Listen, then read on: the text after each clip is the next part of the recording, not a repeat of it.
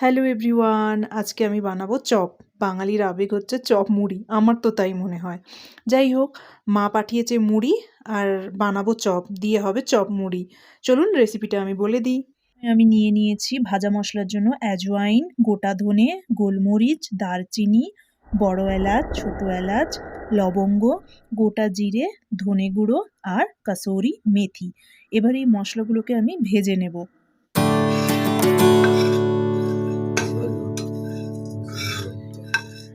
ভাজা হয়ে গেলে একটু ঠান্ডা করে এগুলোকে গুঁড়ো করে নেব। তারপরে এবার আমি বেসনের ব্যাটারটা রেডি করব।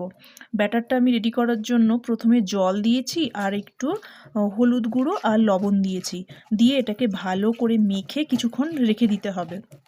তারপর এর মধ্যে পরিমাণ মতো বেকিং পাউডার দিয়ে দেব। এটা বেকিং পাউডার দিচ্ছি আমি, বেকিং পাউডার আর একটুখানি খাওয়ার সোডা দিয়ে তারপরে এটাকে আবার ভালো করে খুব ভালোভাবে ফেটাতে হবে।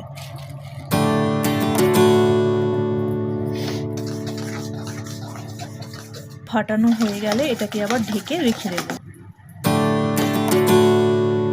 তারপর এই যে সেদ্ধ করে রাখা আলুগুলো খোসা ছাড়িয়ে নেব এক এক করে, তারপর একটু থেসে নেব।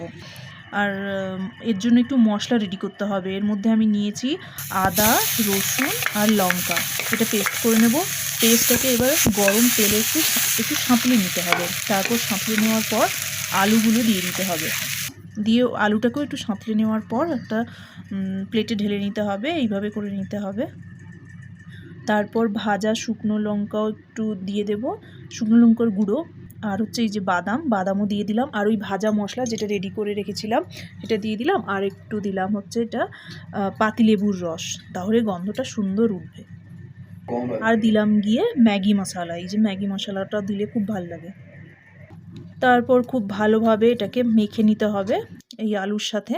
তারপরে ডোলা পাকিয়ে নিতে হবে চপের আকারের জন্য যতটা লাগবে, যে যেমন চপের আকার রাখতে চাইবে সেই পরিমাণ মতো ডোলা পাকিয়ে নিতে হবে। নেওয়ার পর এবার চপের আকার দিতে হবে। বেসন, 2 হাতে গুঁড়ো বেসন নিয়ে তারপরে চপের আকারটা দিতে হবে। এই যে এক এক করে চপের আকারটা দিয়ে দেওয়া হচ্ছে চপের সাইজে।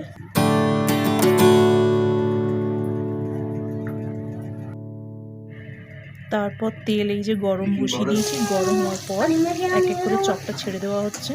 গন্ধটা খুব দারুণ আসছে। এই যে চপ ভাজা প্রায় হয়ে গেছে। এবার নামিয়ে নেব একটা প্লেটে। এবার চপ দিয়ে মুড়ি খাওয়ার অপেক্ষা। আর এখানেই শেষ করছি আমার ভিডিও। আমার ভিডিও ভালো লাগলে অবশ্যই লাইক করে দেবেন।